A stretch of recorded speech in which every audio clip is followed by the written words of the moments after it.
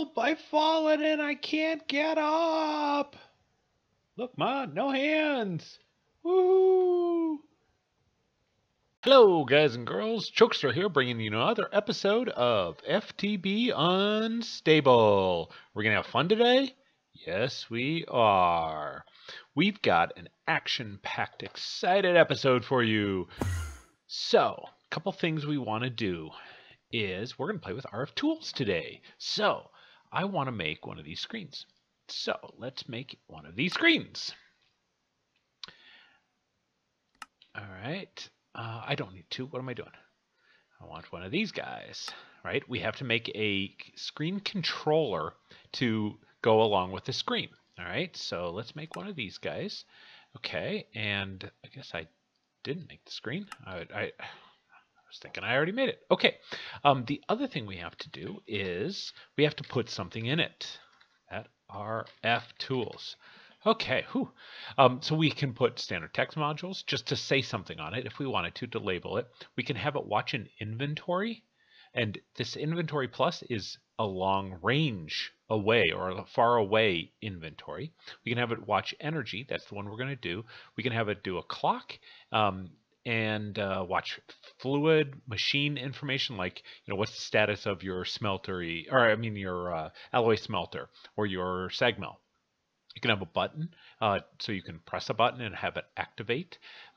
Here's the elevator, if you create an elevator, redstone, and so on, right? There's a whole bunch of different things in here. So let's get on with just doing an energy module. I just need the regular one because we actually don't have, there it is. I think I'm going to need two of these. We don't have long range to go, so we're just going to do the energy module. Let's grab one of those, and then I also want a clock module. And you'll see why in a second. Okay, so we have to decide where do we want to put the screen controller. Sure, right there is good. And then where do we want our screen? Now, this screen is kind of cool, so you can place it somewhere. Let's say I put it right here. Now, one other thing we're going to need is this smart wrench. So let's make that. All right. And so you can hit the smart wrench, right click, and it makes it that size. Again, makes it that size. So you can have lots of different, so you can right click, yeah. So you can have lots of different sizes, but I think I want mine right here. And I'm going to make this the first size. So I could actually make it bigger. I mean, it goes behind blocks, which is really nice. So we're going to take this energy module. We're going to go over to our capacitor bank, shift right click on it. That assigns it, and we can put it in here. And then we can assign various things for it. So I'm going to say like, capacitor, right? And we can change the color for the label.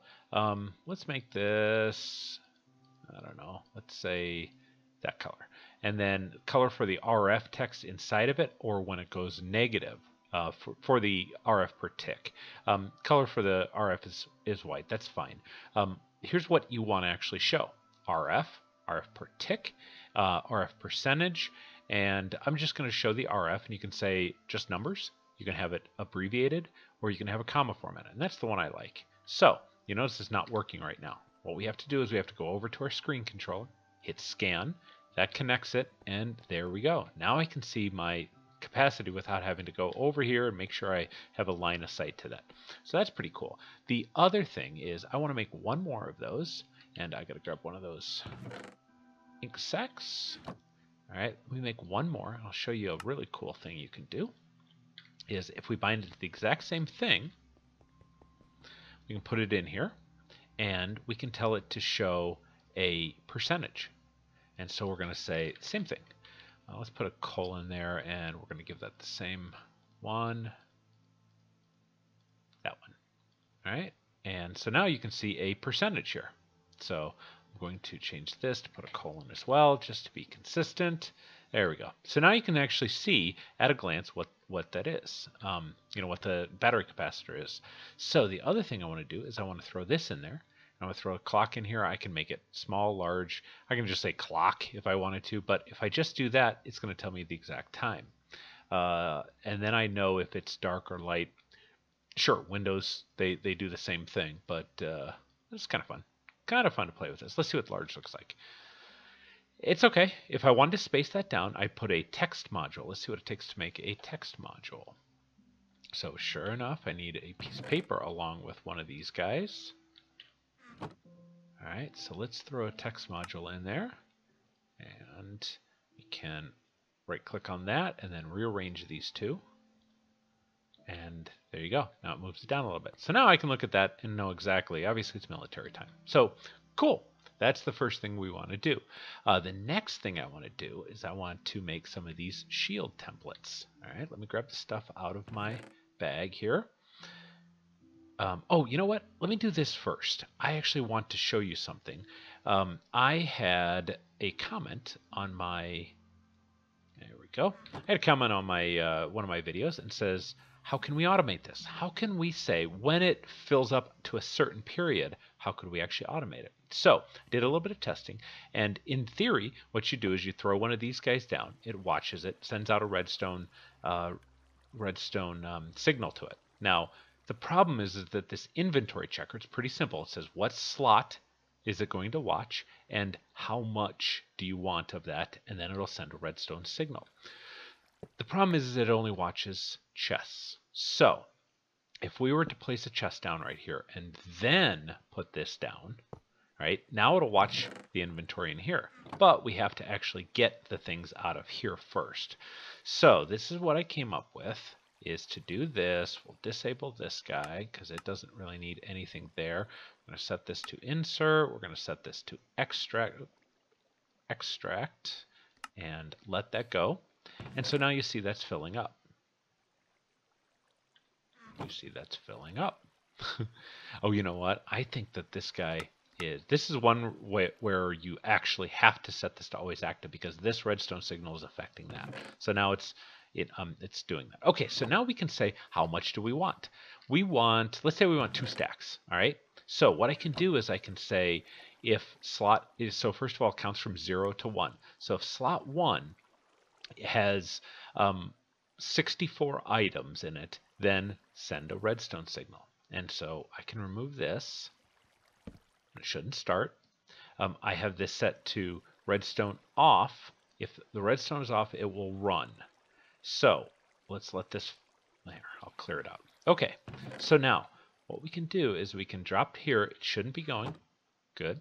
As soon as I remove one from here, it goes and it filled it back up. See? Or if I wanted like that, it'll start running. And as soon as I put more in there, it stops. All right, cool. So that's it automated. Actually, you know what? I'll bring all this back inside and I'll let it run and fill back up because we like extra. Hey, pressure plate gone? That's odd. Okay, let's make a pressure plate.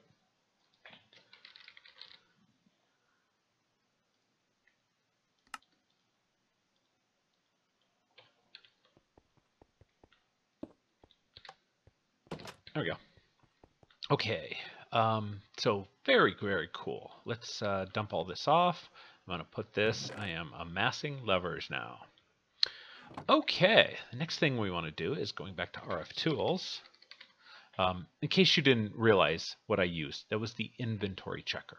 And so the inventory, it says logic block gives a redstone signal if the amount of items in an inventory slot, and like I said, in a chest, is a certain value or more. All right, so next thing we want to do is we want to create some of these shield templates. All right, so let me grab this stuff out of here, and we will grab that. That's basically I need wool. So let's do this, and we will grab all of these if I did my math right. And then I also need a shield projector, tier 1. So let's grab that. All right, Shield Projector 1. And then the other thing I want to do before we go to where I want to is I want to create something cool from Botania. So I want to grab one of these guys here. This is, let's get this out of here, grass. All right, just plain old grass grabbed with shears. And if we throw that in here, we get what's called a pasture seed. So we've got a pasture seed. If I look up horn, this is a really cool Horn of the Wild, and it uses our standard living wood. Remember that we made back when we started Botania. So we make this. Now we've got the Horn of the Wild. Let me sleep. All right. So we're going to take our dimensional transceiver. We're going to take our capacitor bank.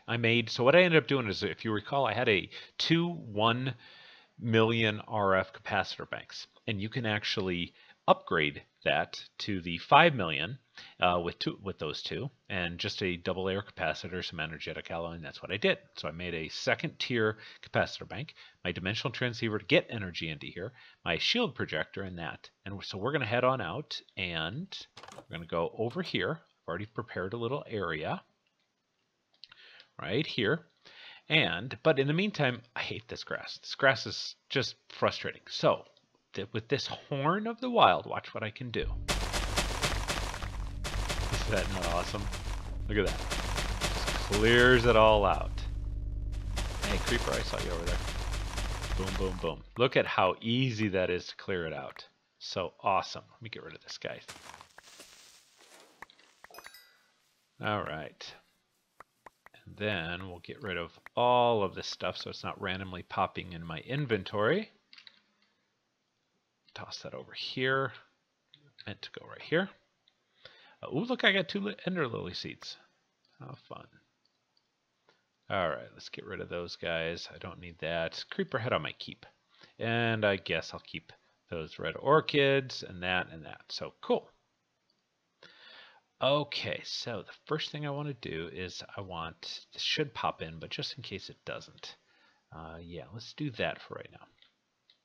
Okay, so what I want to do is I want to lay this out. Come on.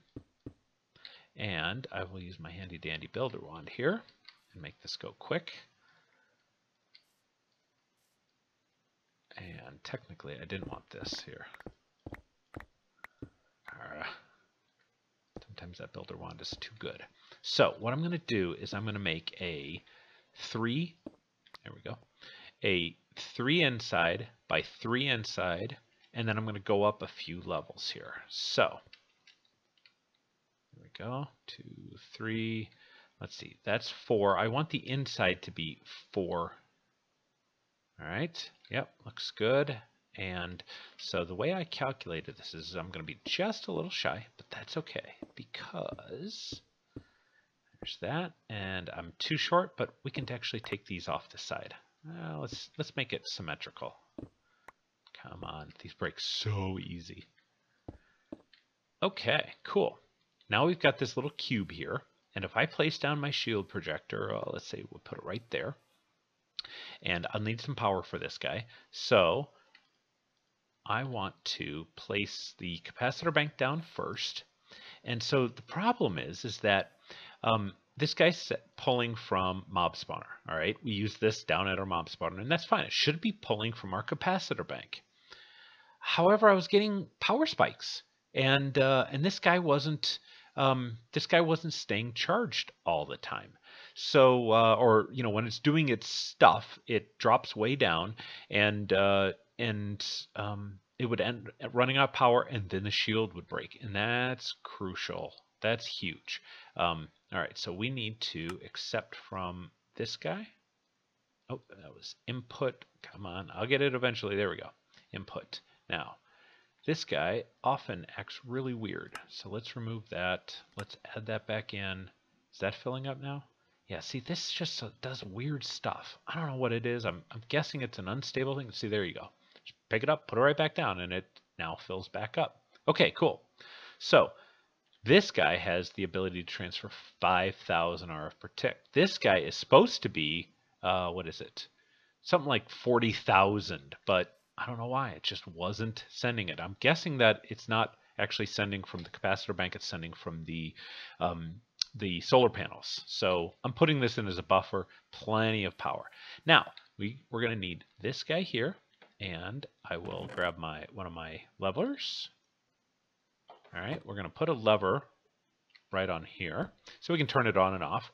But what we need to do is hit this with a wrench, and boom, that makes this guy here. Okay. So what I want to do is, you know what, I think this is going to be problematic down here. Yeah, let me fix this because I wanted this to be flush, but I forgot I'm going to drop down in here. Yeah, I think that's going to be a problem. Let me fix that. I'll be right back. Okay, guys, I have moved it up one level. And so now you can see that it's right here, kind of at eye level. Now there's a way to make this kind of a solid floor. What you can do is you can, let me bring up the RFTools, you can build one of these. And all you have to do to build one is you just place one of your green ones, or sorry, one of your blue ones in here, and it turns into a different color. And then you can have another controller and have a solid floor. I decided not to do that right now. So what I'm going to do then is I'm going to build this here. Oh, sorry. Okay, there's that. You should know what I'm doing by now. And then we're going to hold our breath. Oh, come on. Got to be just perfect. Now this is, what I'm doing here is I'm making it the bare minimum size that I feel comfortable doing. Now in theory you could do a 3x3x3 because that's all the taller the wither is, but I've actually had him jump out at times, glitch out. So I make it 2 extra taller just in case. So again, 3x3x5 inner diameter. Okay, I put that on there and I back up. Oh, you know what? I need to configure this real quick. Solid damage for hostile mobs, add. And I want to do player damage. Okay, cool. All right, so there you go. There's a wither killer right there. Automated. Doesn't do any damage to any of the ground around here. Assuming you set it up right, but, under the wire. So yeah, that's all we have to do. Now, if we check our power, you see it's having trouble keeping up. And so that's why I put this guy on here. And this guy, I don't know what was going on, but maybe it's the buffer, and it should have worked. It absolutely should have worked. But let's actually set the... Should be dead by now. There we go. Alright, and there's my wither star. Or nether star, I mean. Woohoo! Alright, I want 4 of these. So I will be back. And when I have 4, I want to show you one more thing real quick. So there is a difference between player. I know I went through this really quick. So what I did was, so you can say, you can pass. It's solid, no entity, or whatever entity that matches this. We want solid and damage. So anything that matches this, it's going to be solid for them, and they take damage. And so what I did was I said hostile mobs get solid damage, or it's solid for them, they can't get through, and it takes damage. That's all you need. You don't need anything to, an exception for a player or anything. I've seen so many videos where people add multiple ones of these, and you don't need any of that. The other option is, and then you just hit add. The other option is damage is done by player or generic damage type. Now, I initially set this to player, as you probably saw if you were watching quickly when I rammed through that, but I was saying that's a little bit slow, and so what I did was I switched it to generic, and it was faster. So I wanted to show you that you can use this, and you can use generic, and for wither, it's not a problem because you don't have to worry about heads or anything. So let's put these guys on here, and I'll stand back. Oh, thanks, you gave me another head. All right, we'll explode here. Oh. Knock me down there anyway. So yeah, taking a look at the speed, it seems to go about 50% faster. So there's larger chunks that go down, larger damage amount. So also I've used this, I set it to do player damage, and then I stand against it and I train my living armor. These guys here, to get the tough skin, I've trained it. And what I found is that player damage does less damage, but it has knockback. And generic does more damage at one hit, or at one time. So I set up my environmental controller over here. And it's my 4th one, good. I set up my environmental controller over here and healed myself and continually took damage and trained that up. Well, the generic, a bit of lag there, the generic was just more damage. So all right, 448. Okay, so the reason I wanted 4 nether stars is because there is a really cool thing, part of Reliquary. So pretty much every episode for the past 4 or 5 now, I've done a Reliquary thing because they've got so many cool things in there. The other thing I found out is it's no longer called Nianzoo. It's called Charms. So if we look for the charms here,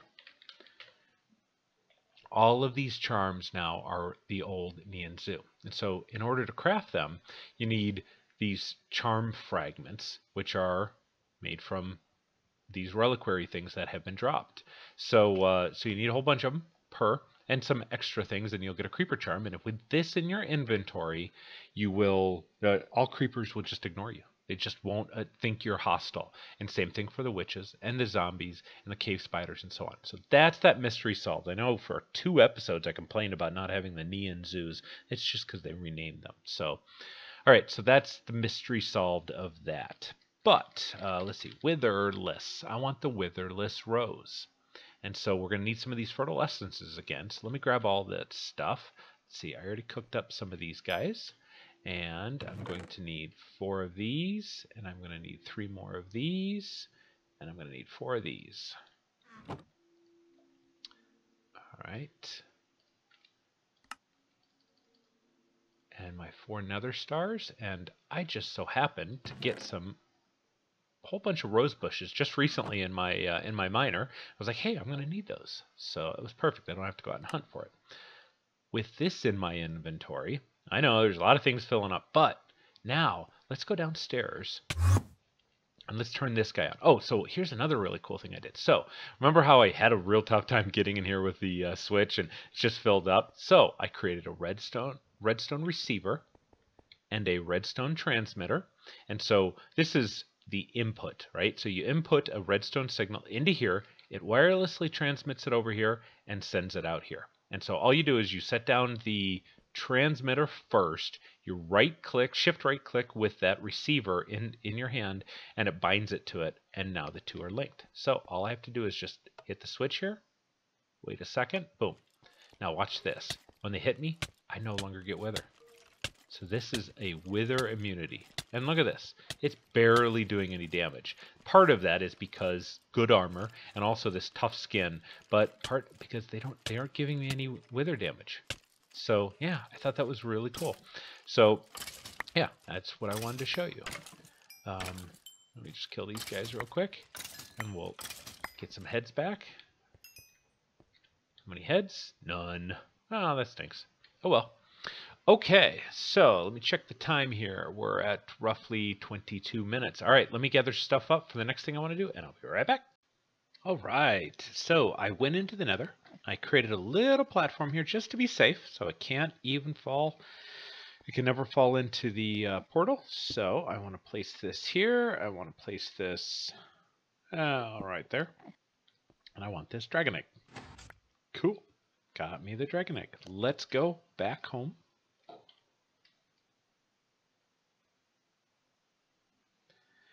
And we're going to do something really cool with this. We are going to... I've already made a few stone burns. So if we look at the recipes or the uses for a nether star, you see I've gathered 2 more of those. So let me get over here. Uses. If we go over here, you can see there's a dragon egg generator. You might be wondering what that is. So we're going to need a couple of things here. So we're going to need 4 of these. And dragon egg. Let's do it this way, a little bit faster. Cool. And this guy, we should have everything we need. All right, and let's create a dragon egg generator. So let's put this outside with the rest of my GP. Fairly safe, should be. I'm going to put it right here. It's still chunk loaded, so cool. We put that down. You notice I have 75 GP right now, right? I'm using a bit of it, chunk loaders and the such, but I have a total of 75. Now, if I were to place this down, now you look, I have 575. Dragon egg plus dragon egg generator gives us an additional 500 grid power. Now, I don't really need this much, but hey, it's pretty cool. So I think next episode, what we're going to do is we're going to maybe work our way up to the tier 5 blood altar. Now that we have the ability to generate nether stars, thanks for our wonderful wither killer, we can now place the beacons on here and get some more of these blank runes and upgrade to tier 5. But I'd also like to do something else, is get some, first of all, I want to upgrade these to something else. Maybe we'll do runes capacity, maybe we'll do some speed runes, but frankly, I'm tired of stabbing myself. And you notice going to the nether gives me weird health visual representation. So I'm all the way full, just not showing. That's just because I went into the nether and back. But anyway, I want to upgrade these runes, these blank runes, to something else. But we're tired of cutting ourselves and getting blood, so we're going to be automating that. Bumping up to tier 4, upgrading those runes that go in there as well, and be doing some really cool stuff with automation of that. All right. Well, one other thing I want to mention is in terms of the. So first thing is, hey guy, I would like your head. Can I have it? These guys are so jittery. Go. Don't blow up. Too late. Got stuck. So one thing I forgot to do on here is set this down to redstone on to activate. So that way it turns on and off.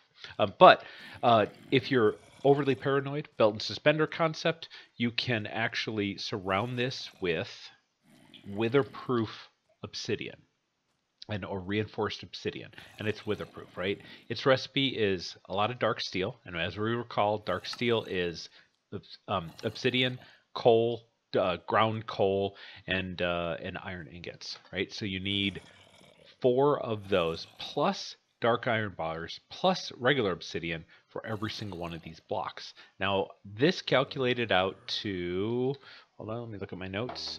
What did I calculate it out as?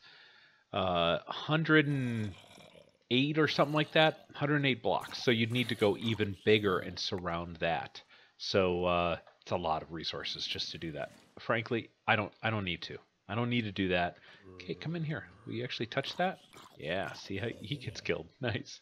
Yeah, I don't need to do that. It's I mean, you can if you want. I just personally prefer not to, and you know me, I'm doing things non-standard. So anyway, that's pretty much it for the episode. I wanted to thank everybody for the comments, the good discussions we've had, and all the things that you've given me from support-wise. Appreciate it very much. Really enjoying this series and making these videos. So hopefully I'm helping out you guys, giving you alternate ways and cool, clever tips of doing things. So with that, I bid you adieu and have a good one.